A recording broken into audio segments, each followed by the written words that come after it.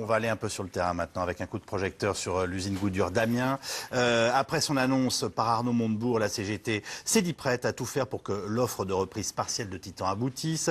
333 salariés seraient finalement conservés sur 1173. Pourtant, il y a un an, entre deux insultes, Maurice Taylor proposait d'en reprendre 537. Visiblement, plus personne ne fait la fine bouche. Margot Chouraki, Dominique Lemarchand.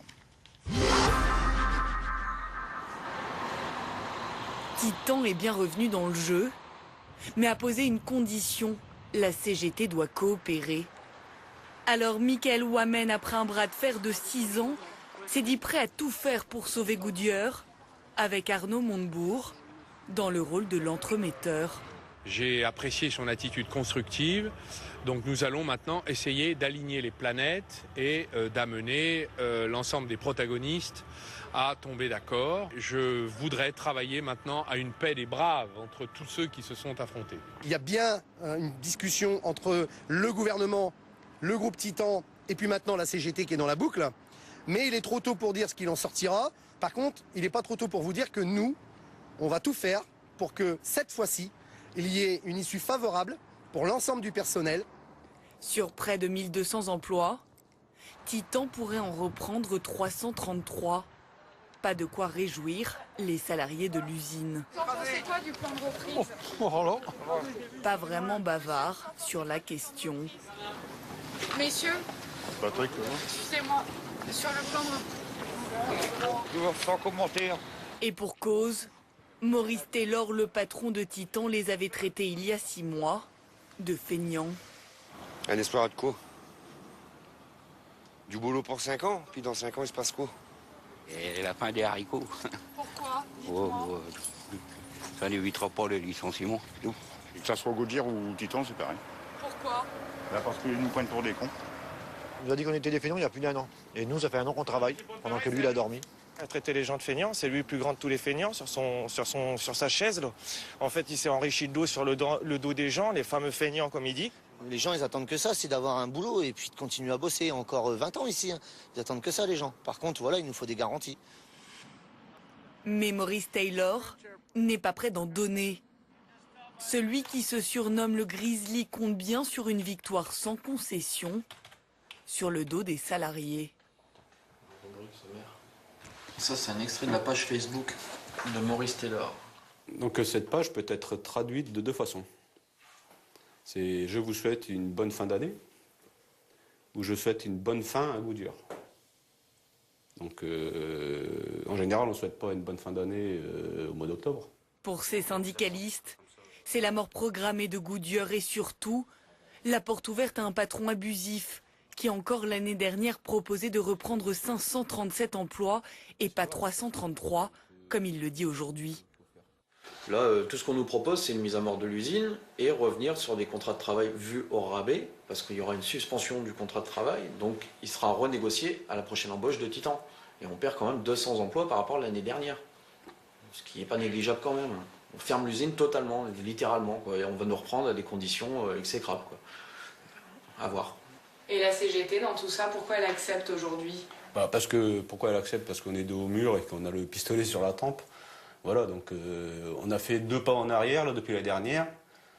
Et aujourd'hui, on dit que c'est une victoire. En tout cas, c'est ce que Montebourg dit. Bon, Montebourg fait de la politique, d'accord. Mais quand même, c'est pas une victoire par rapport à ce qu'on aurait pu avoir en septembre 2012. C'est pas vieux, c'est 12 mois. En 12 mois, on a tout perdu, je vous le dis. On a tout perdu. Pour finaliser une potentielle offre de reprise, Michael Ouamen de la CGT se rendra aux États-Unis pour rencontrer Maurice Taylor, le PDG de Titan. Qu'est-ce que vous pensez de cette histoire, de la façon dont on l'a vécue? Et alors, ce qui est terrible, c'est que c'est devenu un feuilleton. Et comme vous le rappeliez tout à l'heure, Sophie Binet, on parle en effet d'emploi, c'est-à-dire c'est de la vie des familles, c'est des entrepreneurs, ça a des répercussions sur toute une région quand une usine ferme ou quand on perd des emplois. Voilà, quand vous voyez ce qui s'est passé sur 1 an, qu'est-ce que vous comprenez de cette histoire, Bernard Vivier? Moi, ce que je vois dans cette histoire, c'est que c'est la victoire des extrémistes.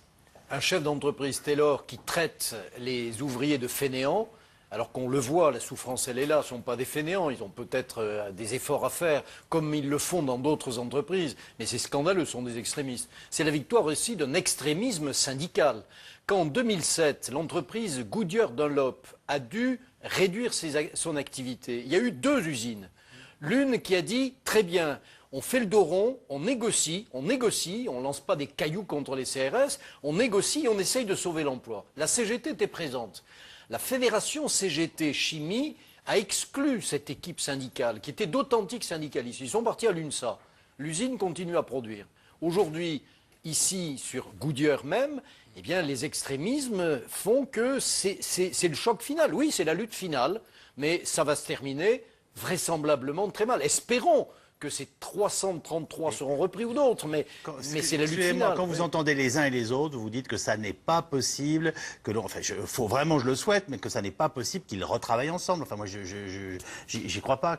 C'est le choc des extrémistes. C'est-à-dire qu'on ne peut pas envisager aujourd'hui une issue saine, durable et confiante. C'est très dur à dire, hein, ça fait mal au cœur de le dire, mais entre une direction qui a provoqué des propos de ce type il y a 2 ans, il y a 3 ans, et puis une organisation syndicale qui va à Canossa, en fait, qui est en train de rendre les armes, et Montebourg oblige la CGT à dire oui à Titan. Oui, mais c'est un oui dans des conditions qui sont déplorables, parce que de toute façon, c'est une défaite, que ça a été dit par les gars. Donc je crois que, en revanche, ce qui a été relevé doit être compris par les auditeurs, c'est qu'il y a 5 ou 6 ans, le débat était différent. Il y avait 2 usines à évoquer, et ces 2 syndicats, il y a un syndicat qui est réformiste, qui cherche finalement à participer à une forme de cogestion, et un syndicat qui était un peu plus, à l'époque, en tout cas la CGT, qui était un peu plus dur, traditionnel, la lutte des classes, etc. Ben, on voit le résultat, la lutte des classes, ça continue, et ça finira mal, parce que de toute façon, le patron n'a rien de... Enfin, j'aurais aucune confiance en ce patron-là, en ce qui me concerne. En revanche, c'est pas du tout l'UNSA, c'est la CFTC, je crois, dans l'autre. Non, c'est Continental, ça. Non, mais en tout cas, quand il y a des syndicats réformistes qui essayent de trouver des solutions, hein, on a bonne intelligence avec les patrons qui sont pas tous des exploiteurs, mais qui sont aussi des hommes responsables, des hommes ou des femmes, eh bien, on trouve des solutions qui font que l'outil de travail continue à tourner. Mais par ailleurs, il y a aussi des patrons comme Maurice Taylor, hein, la preuve. Bien évidemment. On peut en parler aussi. Je répète une fois, on en parle beaucoup. C'est quelques centaines d'emplois, c'est dramatique pour ceux qui vivent. Mais il y a d'autres milliers d'emplois dans ce pays dont on ne parle jamais. Est-ce que Maurice Taylor a vraiment l'intention de reprendre 333 emplois d'après vous, Christine Cardellan? L'outil de travail. Je pense que oui. Enfin, il a dit qu'il irait boire. Il a dit qu'il irait boire du vin avec Arnaud Montebourg si ça marchait. Je crois qu'il veut surtout que la CGT mette de l'eau dans le sien.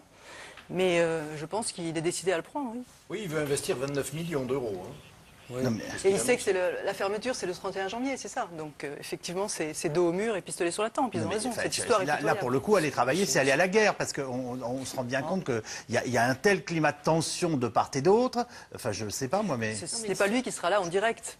Avec les salariés. Alors, franchement, aujourd'hui, qui prend ses responsabilités, c'est la CGT, parce qu'on accepte de revenir discuter avec quelqu'un qui nous a insultés, qui nous propose des choses qui, franchement, sur le papier, je ne peux pas être en désaccord avec les salariés, 330 emplois par rapport à 1200 au départ, et Maurice Taylor qui continue encore ce matin, il a encore dit, c'est bien, à la CGT, il y a quelques personnes intelligentes, donc il continue encore à nous insulter, et on accepte de discuter avec lui. Donc nous, on prend nos responsabilités. Cet exemple, il est dramatique. Pourquoi? Parce que Goodyear, c'est une entreprise qui est rentable, qui était rentable et qui est rentable. Il y a eu, à un moment donné, il y a 5 ans, ce chantage à l'emploi avec une demande de baisse des salaires, etc., que les salariés sur place ont refusé majoritairement. C'est pas la CGT toute seule, c'est l'ensemble des salariés qui d'ailleurs ont renouvelé leur confiance en la CGT. Donc ça montre bien que c'était l'ensemble des salariés qui le refusaient. Pourquoi? Parce que l'entreprise était rentable et derrière Goodyear s'est vengé et a fait payer ça aux salariés en n'investissant plus sur le site pendant 5 ans. Et juste pour finir sur Goodyear, quand même l'entreprise, sa centrale d'achat, elle est basée au Luxembourg dans un paradis fiscal pour ne pas payer d'impôts. Donc à d'autres les patrons vertueux. Et puis ensuite, pourquoi est-ce qu'il n'y a pas eu de repreneur? Parce que Goodyear a tout fait pour qu'il n'y en ait pas, en refusant de céder son réseau de distribution, de commercialisation, etc. Et jamais il n'y a eu de tour de table avec Goodyear Titan et les pouvoirs publics qui auraient pu permettre justement de répondre à la situation. Sophie Binet, je comprends très bien ce que vous êtes en train de me dire, sauf qu'on a quand même envie de vous répondre. On ne peut pas en permanence se dire que l'emploi en France se détériore dans ce pays parce qu'on a uniquement des méchants ou des patrons incompétents ou méchants qui gèrent mal leur société face à des gentils syndicats qui font tout pour que ça tienne. Ça n'est pas vrai et ça n'est pas possible. Il y a des rapports de force, comme toujours. Il y a des contraintes. Il y a une mondialisation de l'économie. Il y a une mondialisation de l'économie qui fait que c'est extrêmement dur, et voilà, enfin, à la limite, Maurice Taylor est en effet une sorte de caricature, mais ça ne s'applique pas à l'ensemble des... Il y a une crise, bien sûr, et ça serait bien d'en tirer les leçons.